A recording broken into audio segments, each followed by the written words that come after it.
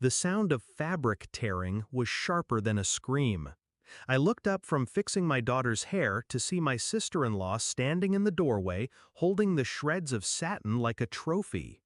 Her smirk was slow, venomous. "Now my girls will win, for sure," she said.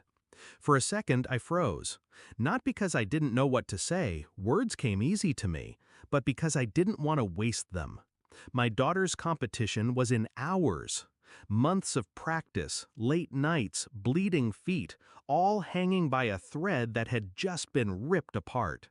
I turned to my daughter, ready to find the right lie to soften the blow. But she beat me to it. Her eyes, calm, almost amused, met mine.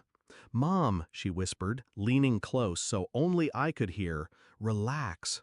Then she tilted her phone, showing me something that made the corner of my mouth twitch upward despite myself. The dress she destroyed was a decoy. 6 months earlier, I would have never suspected my sister-in-law of something so petty. She was loud, competitive, and allergic to sincerity, but she'd never crossed the line. Until the last regional competition. That night, her daughters accidentally stepped on my girl's shoe just before going on stage. A broken strap, a stumble during the routine, a drop in the rankings. When I confronted her afterward, she shrugged. "Accidents happen," she said, sipping champagne like she'd just hosted a charity gala instead of sabotaging a teenager. It wasn't just cruelty, it was calculation. She needed her daughters to win, not because they deserved it, but because she needed to be the mother of winners. That's when I knew the next time she wouldn't settle for a broken strap. She'd aim bigger. So we prepared. My daughter and I found an old competition dress at a thrift shop. Similar cut, similar color, but made of cheap fabric that looked elegant from a distance. We tailored it to her exact size. She wore it during rehearsals when we knew my sister-in-law would drop by. The real dress, a custom piece my daughter had designed herself, stayed in a garment bag under lock and key in my car. We didn't tell anyone, not my husband, not my friends, not even the other moms in our circle. The fewer people who knew, the cleaner the game. Now, in the cramped dressing room, I looked from the shredded fake dress on the floor to my daughter's raised eyebrow. My sister-in-law was still standing there, waiting for the panic. "Oh no," I said flatly, picking up the ruined fabric. "Guess that's it then." Her smile widened, teeth bared like she'd just landed the final blow. "Such a shame," she said. "Maybe next year." She sauntered out, heels clicking, already picturing her daughters holding trophies. I gave her 10 minutes, enough time to let her confidence solidify into arrogance. Then my daughter slipped into the real dress.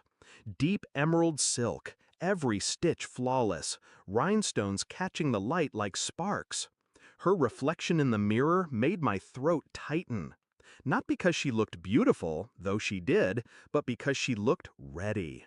When we walked backstage, the whispers started. Word had spread that her dress was destroyed. My sister-in-law was in the corner, laughing with a cluster of moms, her daughters stretching behind her. The moment she saw my girl, her laugh caught mid-breath. The color drained from her face, replaced by something raw. Confusion, then realization. "Nice dress," I said as I passed her. "Shame you didn't get to see it sooner."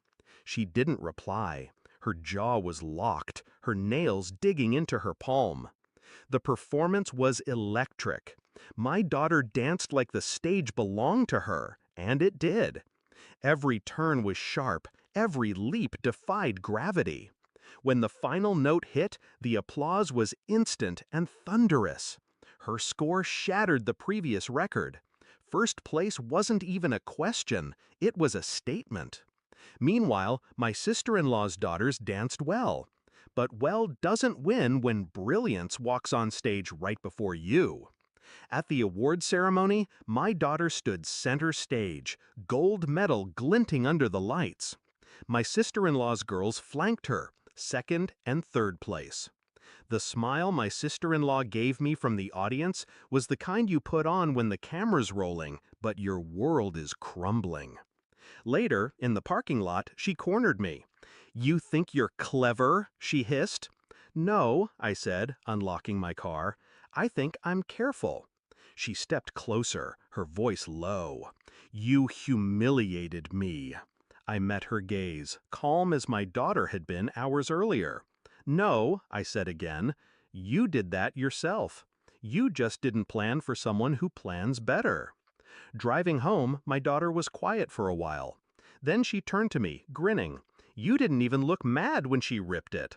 "I wasn't," I said, eyes on the road, "because anger's a waste when you've already won." That night I folded the ruined decoy dress and put it in a box. Not as evidence, as a reminder. Some people think victory is about being the